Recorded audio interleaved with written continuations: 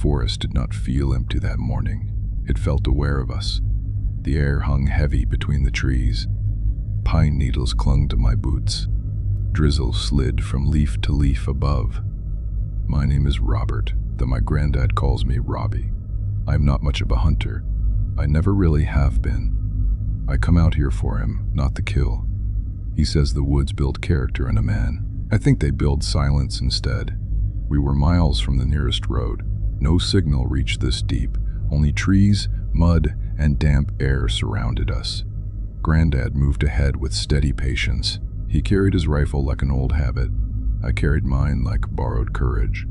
The rifle was expensive, far beyond my skill.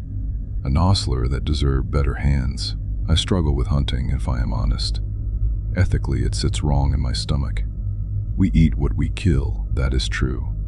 Still, I often miss on purpose. He knows, but never says it aloud. He likes bringing me out here anyway. Says it keeps my head straight. I am not sure my head was straight that day. We were tracking 2 large deer. They grazed quietly in the clearing ahead. Granddad whispered instructions without turning back. He told me to stay low and steady. He told me to move right past the bush. He told me to take the shot when ready. I adjusted my stance and raised the rifle. The drizzle softened every distant sound. I aimed carefully and fired. I missed clean and wide. The crack shattered the calm forest air. Birds burst upward from nearby branches. The deer panicked and bolted. Granddad swore under his breath and stood. He fired quickly and missed too. We watched the animals vanish into shadow. He lowered his weapon and met my eyes. A small smile tugged at his mouth. He teased me about my aim again. I teased him back about his branch. The mood felt normal and light. Then everything shifted without warning. We stepped forward to follow their trail. Granddad suddenly froze mid-step. His hand lifted sharply in warning. I stopped and listened beside him. Foliage rustled in the distance. Twigs snapped closer than they should. The sound came from ahead of us. It came from the direction the deer fled. Granddad muttered that they were coming back. Before he finished speaking, they burst through brush. The deer charged straight toward our position. They did not swerve or slow. They did not try to avoid us. I raised the rifle in panic. My hand shook against the trigger. Granddad grabbed my sleeve hard. He dragged me down behind a fallen log. He shouted for me to get down, but he did not call me Robbie. He called me Steve instead. The name hit harder than the ground. The deer leapt clean over our bodies. They cleared us without touching. Granddad rolled and aimed over the log. He scanned the dark woodland ahead. He said something must have chased them. He mentioned wolves or maybe a bear. His voice stayed calm but tight. We waited in tense silence. Nothing followed through the trees. No predator stepped into view. The forest settled too quickly. Granddad stood slowly and brushed off dirt. He said it was strange. We moved away from the grove. After some distance, I asked him about the name. I asked why he called me Steve. He frowned and scratched his chin. He said Steve was an old friend. He said I must remember him. I barely did. When I asked where Steve was now, Granddad did not answer. He only stared into the trees below. The sky above us was thick and gray. I thought that was the end of it. I thought the moment had passed. I was wrong. We climbed higher along the ridge in uneasy silence. The valley opened beneath us like a wound. Gray clouds pressed low over the treetops. Granddad's pace felt faster than usual. He kept glancing over his shoulder. I kept thinking about the name Steve. He had never called me that before. It did not sound accidental. It sounded familiar, almost instinctive. We reached a narrow stretch of woodland. That was when we saw the deer again. It stood only a few feet away. The same one, I was sure. One hoof rested against a tree trunk. Its body remained perfectly still. The chest barely rose with breath. It did not blink or twitch. Granddad leaned slightly toward me. He whispered that it was breathing. He told me to look at its chest. I did, and wished I had not. The movement was shallow and wrong, as if something inside struggled to remember how. Granddad clapped his hands sharply. The sound echoed off the trees. The deer did not react. He shouted at it, louder this time. It did not startle or bolt. Then the rainwater above us shook loose. Leaves trembled as droplets fell. At that exact moment, the deer moved. Its head turned slowly toward us. Too slowly, too far.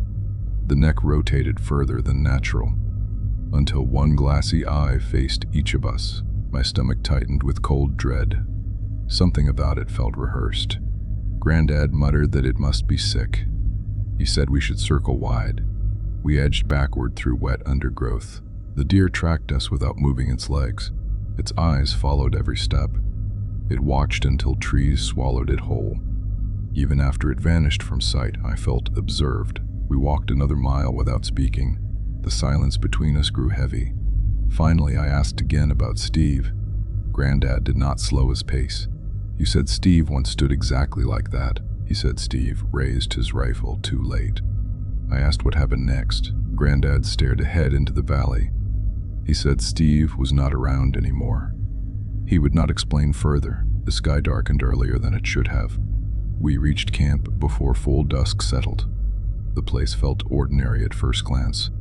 Our tents stood where we left them. The small fire pit waited, cold and empty. We cooked the rabbit in near silence. Granddad cleaned his rifle twice. He never does that twice. I noticed his hands tremble once. He hid it by reaching for more wood. Night fell thick and quick around us. The forest sounds shifted with darkness. Crickets replaced distant birds. Wind whispered through branches overhead. I told myself the deer was diseased. I told myself the name was mistake. But doubt moved quietly inside me. Something had made those animals run. Something had made that deer freeze. And something had made my granddad afraid. He did not say it aloud. He did not need to. I saw it in his eyes when he looked at the valley.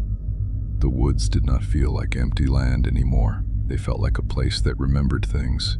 They felt like somewhere you could be noticed. That night, as I crawled into my tent, I knew sleep would not come easily. The air felt thick with waiting. I lay awake longer than I admitted to myself. The forest never truly goes silent at night.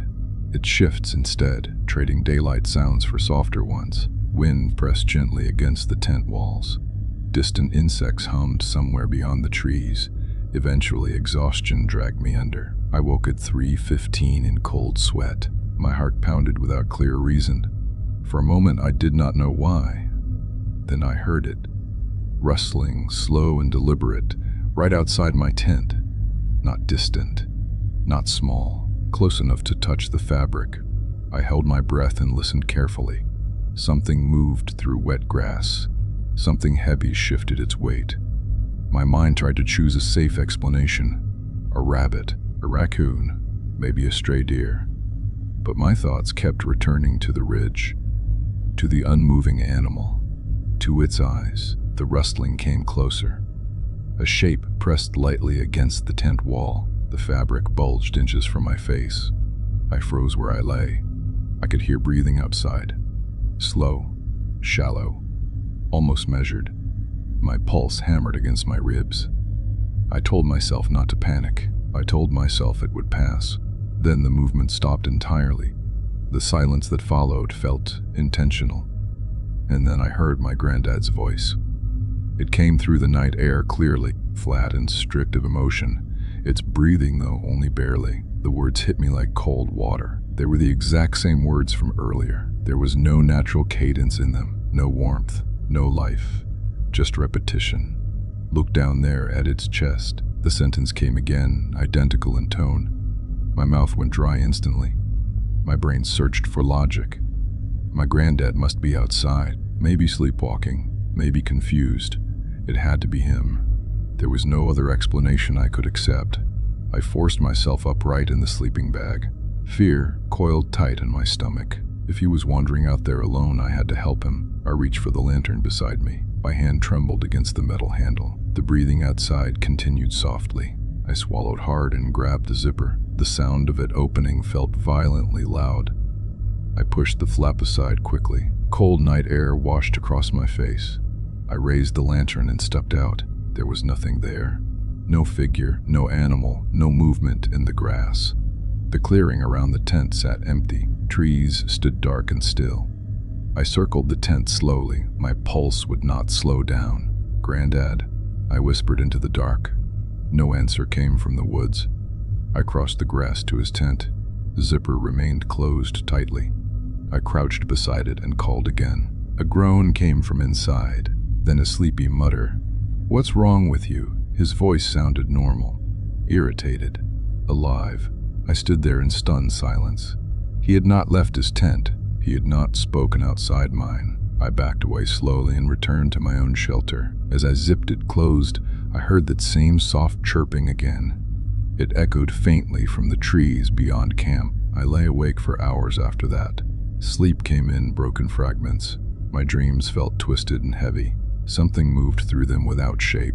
When morning light finally filtered through the fabric, I felt no relief. Only the sinking certainty that something in those woods had learned how to speak. Morning did not bring comfort. The sunlight felt thin and weak.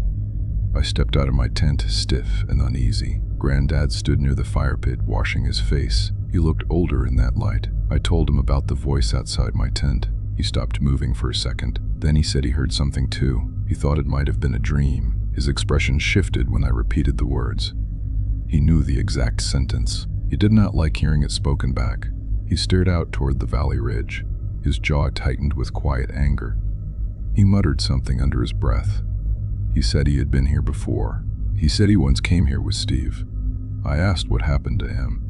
Granddad did not answer directly. He only said he was an idiot once. He said he lost a good friend here.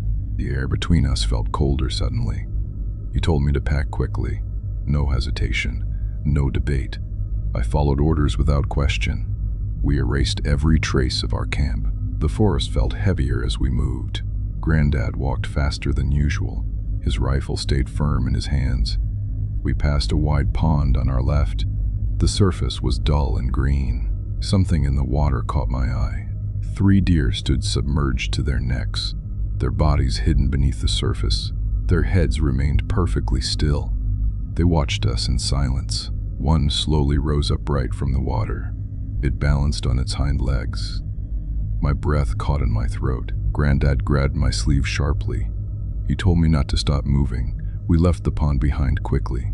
Branches scraped against my arms. My pulse beat in my ears. We broke through into a clearing. Granddad stopped so suddenly I almost collided with him. Something shifted in the shadows ahead. Not an animal. Not exactly. The air itself felt distorted. A shape moved between the trees. Too tall, too thin. I tried to focus on it. The outline would not stay still. The branches around it bent unnaturally. Then a voice drifted from the darkness. "Did you come back for me, Robert?" My blood ran cold instantly. I could not tell which Robert it meant. Granddad sucked in a slow breath. He sidestepped carefully around the clearing. I mirrored his movement exactly. The voice came again, closer this time. It sounded stretched and wrong. "You wouldn't leave me behind again." The words felt like accusation. Granddad raised his rifle. He cocked it firmly, but he did not aim at the shadow. He fired upward into the air instead. The shot cracked violently across the clearing. "Run!" he shouted at me. I did not hesitate this time. I ran without looking back. Branches whipped across my face. I stumbled over roots and rocks. My lungs burned painfully. I realized he was not beside me. I nearly turned back. Then he burst through the brush behind me.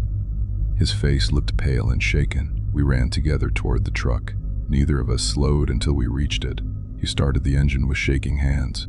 We drove without speaking at first. After a long stretch of road, I asked him why he did not shoot. He kept his eyes fixed ahead. He said, "Sometimes you hear voices." He said they do not belong to anyone.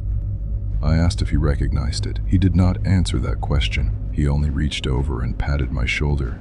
The forest thinned behind us slowly, but even as the trees faded in the mirror, I could not shake the feeling. Something had watched us leave, and something had wanted him to stay.